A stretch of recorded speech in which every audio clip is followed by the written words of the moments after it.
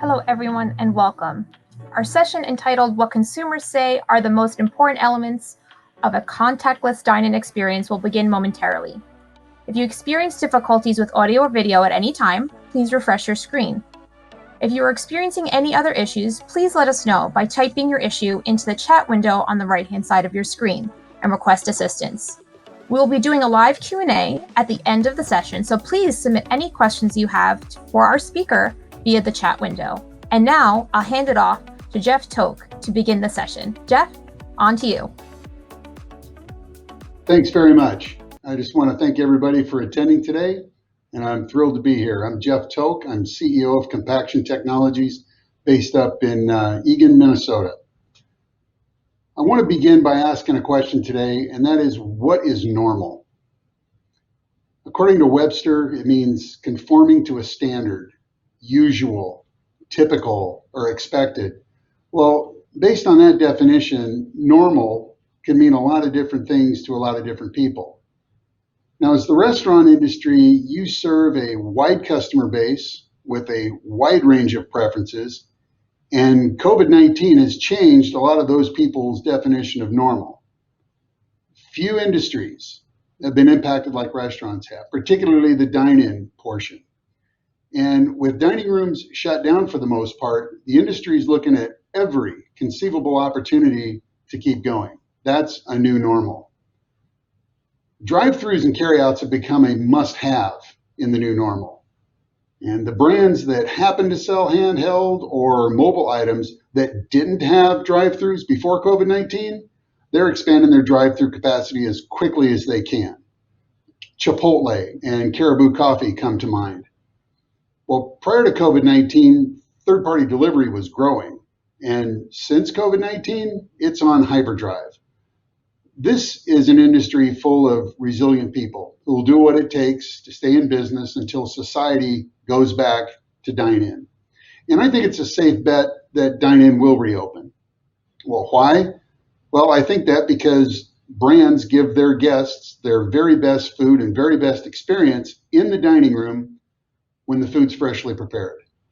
Now, besides pizza and ribs and maybe deli sandwiches, most products lose their best taste and texture after just a short time. Many fried foods lose their taste and texture after just 5 or 6 minutes.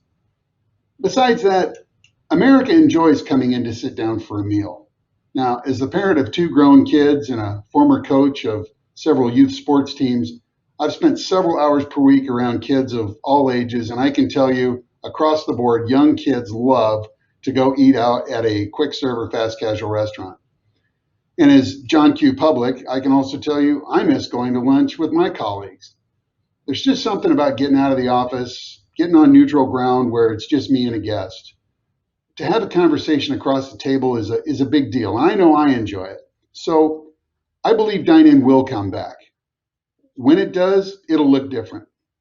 COVID-19 will forever change how America looks at sanitation, contagions, and hygiene. Now, it's a fair question to ask, what does that mean for quick serves and fast casual restaurants? What are the things that guests are concerned about?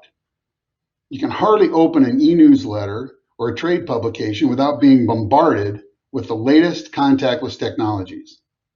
And that's the center of today's presentation, contactless. But today, I wanted to talk about what contactless technologies are most important to consumers. I mean, some contactless technologies had a good head start before COVID, and lots of people knew about them. Take contactless payment systems. RFID chips were in credit cards that made tap to pay a reality for millions of US consumers, whether they knew it or not. But when contactless payment systems created a solution, were they a solution to people's fears of touching credit cards? I mean, did somebody say, oh my God, I can't have anybody touch my credit card, I might get COVID-19? Well, I don't think so. I think it was technology really built for something else that fits well with an emerging need. But when it comes to guest and employee safety measures to prevent the spread of COVID-19, what surfaces or objects are the highest risk? Is it credit cards? Well, what about door handles? I mean, I would bet that more people could pick up contagions from touching a push bar on a door handle than they could pick up from a credit card. Well, what if you were to disregard the solutions that were already available and ask consumers what they were most concerned about touching in a quick serve dine-in experience? Wouldn't that give a good prioritization of which areas to focus contactless technologies? Let's say you started from zero and you ask guests, what items are you concerned about touching in a quick serve or fast casual dining room? The answers might surprise you. Now, I have a theory on this topic. For a long time, I've held the opinion that guests hate touching trash cans. And as a survey of one, I know I hate touching trash cans, or even worse, having to push down somebody else's trash to make room for mine. It's my theory that most every restaurant operator that asks their guests to deposit their own trash, they know it too. The evidence is really overwhelming. What evidence, you might ask? Well, let me present Exhibit 1. An overflowing trash can and or trays full of trash left on tables. You've all seen it at one point or another, and it's gross. If guests were completely unafraid of touching trash, this would all be crammed down inside a trash can. I also believe that guests hate touching the flaps on trash cans with the flapper doors. And what's my proof? I give you Exhibit 2, a flapper door propped open by overflowing trash. And if you look closely, you can see the ketchup and soda splatters all over the door where people bang their trays into the door to avoid having to touch it with their hand. I also think that guests hate using trash cans, and you've all seen it. Simply watch their faces when they dispose of their trash in regular trash cans. Smiles become scowls. Good nature becomes impatience, and an excellent meal experience becomes a oh crap experience. Okay, so those are my opinions. And I think many other people have the same opinion, but opinions are cheap, and they aren't necessarily fact or solid proof. But when COVID-19 closed restaurants and sent consumers into hysteria about touching surfaces, I wanted to know what they were afraid of. I wanted proof. So we went directly to consumers, and we asked them in a scientific method with a solid statistical analysis behind it. And I think this is important information the industry should know about. And rather than base your COVID-19 defense strategy on tactics that are popular or well-known, they may not solve what your guests perceive as a problem. I think you owe it to yourself to understand what your guests want to see and don't want to see and build solutions from there. So let's start from zero and ask guests. We partnered with a firm that had done some excellent market research work for us earlier, and they came highly recommended from a colleague who had used them in her time at Ecolab. The strategy work they did for us used surveys, and they clearly demonstrated to me that they knew what they were doing. We chose Axiom Communications out of Bloomington, Minnesota, and they conducted this study online using mobile-friendly survey technology. They surveyed an equal balance of males and females across 2 age groups that had all frequently dined in quick serve and fast casual brands. They also did a nice job with presenting pictures and descriptions of each concept, so it was easy to understand the concept, even those concepts that weren't widely used. The 8 concepts included in the study were self-order kiosks, contactless payment systems, table markers, trash cans, contactless trash compactors, air dryers in the restrooms, paper towel dispensers and trash cans also in the restrooms, and finally, paper towels and contactless compactors in the restrooms. The concepts were scored on a 1 to 5 scale, with 1 being the most negative and 5 being the most positive, which is really straightforward. The higher the score, the larger the blue circle will appear on the display you're about to see. When scoring research this way, you get an overall score, but you can also see how strongly guests feel about a particular concept. For example, imagine if there were 2 concepts, concept A and concept B. Both concepts could have the same overall score and the same size blue circle, but have very different profiles. In this example here, concept A has 2 guests that love it and 2 guests that hate it. Concept B has the same overall score, but it's neutral across all the guests. So in addition to giving an overall score, the results are going to be plotted on a matrix. With this matrix, it helps to separate concepts that have the same total points, but with different degrees of consumer conviction. Were the positive scores really high? Were the negative scores really low? Well, this helps separate those with similar overall scores. So let's go through the consumer's opinions of each concept and put them on the matrix. We'll start with the lowest scoring concept in smallest blue circles. Those are, again, the most that are most negatively perceived. And we'll finish with the highest scoring concepts that are more positively perceived. Again, as a concept score goes up, the larger the blue circle is. So the lowest scoring concept, trash cans. Now, we didn't dig into why, but I think it's pretty self-explanatory. The guests would be concerned about touching containers filled with other people's trash. Other people's trash that has come in contact with hands, mouths, and noses of other people. Trash cans are a very common item found in almost all quick serve and fast casual restaurants, and they scored the lowest of all the items in the survey. That should tell you something. The next item guests were most concerned about, table markers. And if you think about it, it makes sense. From behind the counter to the guests, then to the server, then back behind the counter, table markers get touched by a lot of people. They're relatively low penetrated across the industry, and I think this may tell you why. The next item guests were slightly favorable of using, and that was self-order kiosks. These don't have super high penetration, but based on how they performed, market penetration and performance don't appear to be correlated. The next item guests were in favor of using, and that was air dryers in restrooms. I was a little surprised by this because of late, air dryers have been taking a beating in the popular press because they blow air all over the place. And if you happen to follow this topic, there are multiple studies on the impacts of air dryers on spreading germs instead of containing germs. COVID-19 has brought this negative attitude about air dryers to a fever pitch.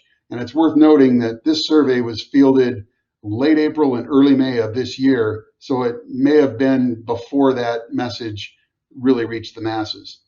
The next item was paper towels with conventional trash cans.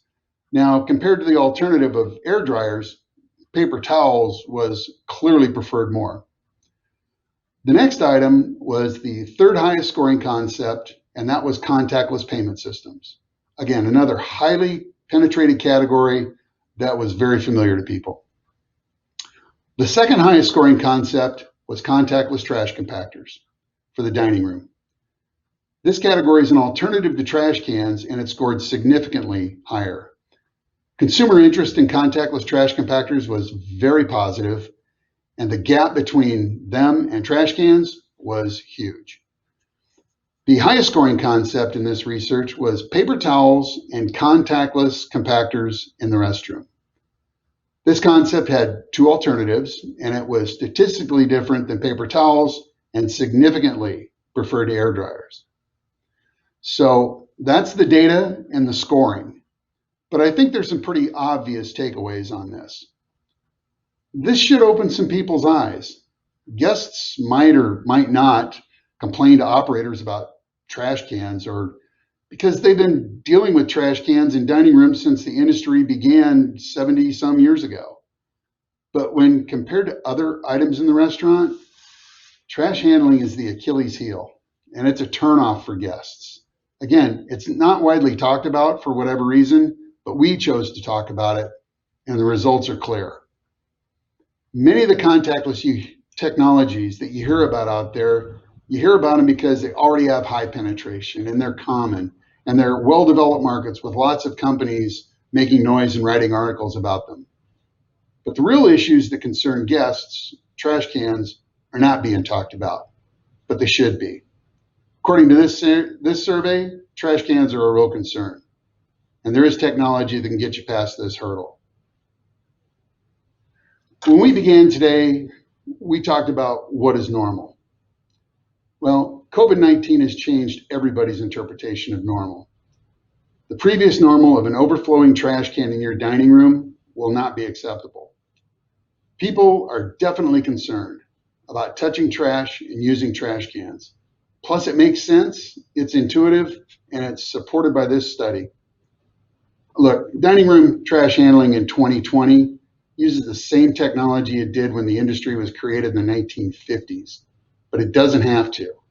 There is technology in use today by over 1,100 quick serve restaurants that avoids negative impressions that guests receive from trash cans. COVID-19 has changed your guests' version of normal, and you owe it to yourself and your customers to ask if your dining room trash is as good as it should be. There is a better way, and COVID-19 could be the reason to consider it. So that concludes my comments, and with that, I'll take any questions.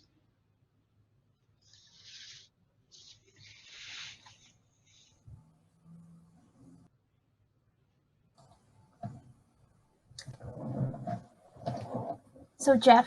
Okay, I see here's a couple of questions. The first one is, how does your compactor handle liquids? And the answer to that's pretty straightforward. We take a couple of steps there. First of all, we use a trash bin that's a one-piece, self-contained bin, so that'll hold up to 10 gallons of water. But that's really a safety measure. We also specify a bag that needs to be used that's resistant to punctures and leaking. But probably the biggest thing that helps us is a lot of the paper goods that are in the waste stream. So napkins, tray liners, that type of thing. They do a good job absorbing a lot of the liquids that's in the waste stream, so that it's not an issue for the people when it's time to empty compactors. I see another question here. Is there a reason why you didn't ask your consumers about door handles or knobs? And that's a good question. In fact, you could take out door handles and knobs and insert a variety of things that we could ask about. The realities are, though, to get good responses in a short period of time, you have to limit the number of things that you ask about. And it was Axiom's recommendation to stick with these 8, which I agreed with. I concur, though, that there are a lot of good things that could be asked about, but these seem to be the ones that were the highest priority. I see another question here. Do your compactors require a large amount of electricity? Another good question, but the answer is no. We use about $8 worth of electricity per compactor per year.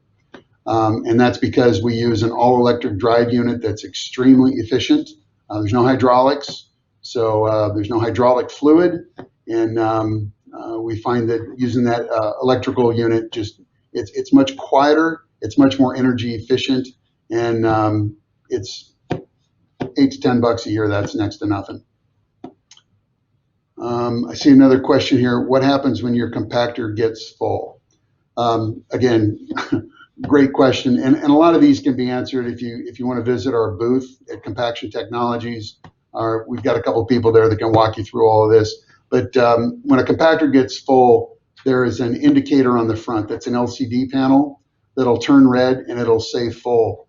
But actually, even before it gets full, it has what we call a gas gauge on it, or a reverse gas gauge, which will show you in different increments how full it's getting, so that your staff can see how full it's getting and know before they need to go dump it. Because when it gets full, it shuts and it locks down. That avoids people trying to cram things in there. So yes, it's really easy to tell when it's going to be full. And then I've got another one here. Are the compactor cubes heavy? Again, another really good question. The weight of compacted cubes depends exactly on the waste stream. So for example, in a garden variety Chick-fil-A, we get 30 to 35 pound cubes very consistently. In some operations where it's heavy styrofoam, we get 20 to 25 pound cubes. Typically, it's a compaction ratio. So let's say that you average 3-pound bags of trash, and we can compact it in 8-to-1 ratio. You're looking at about a 24-pound bag. We try to avoid, and we can take measures to make bags lighter or heavier, but we try to avoid staying under that 35-pound mark. That's generally a good OSHA guideline for avoiding packages and asking people to lift more than those. A French fry box at most places weighs about 33 pounds, so we're right in that ballpark. Okay, I think that's it for questions.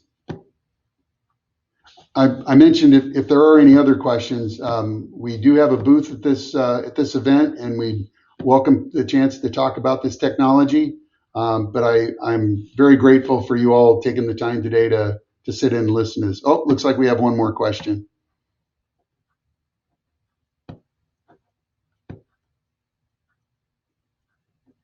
How many trash bags will I save by using a compactor? Typically, we will see a 8-to-1 reduction in compacted trash. But because of the fact that a lot of our customers, before compactors, they were double bagging, or they would tell their staff to go out and empty trash at a regular time, they ended up emptying trash that was only half full or 2/3 full. So when we look at how we've performed in our customer base, we actually see a savings of about 10-to-1. So for every 10 bags that are being used now that are going into landfills, you're going to reduce that to 1. And that's a pretty substantial savings. And also, it's just a really good sustainability thing to do as well. I mean, last year, for our largest customer, based on our math, we took out about 11 million trash bags and kept those from going into landfills last year. That's a big sustainability benefit. But again, here today, we're talking about consumer benefits and what a consumer's worried about touching. I think that's all the questions. Yes, I think it is. Again, I wanted to thank everybody for their time today and for sitting in on this. Again, appreciate the opportunity. Thank you. Thank you, everyone. Session. Please be sure to complete the session survey available in the description above. To enter your next session, click the back button and return to the agenda. Everyone have a great evening.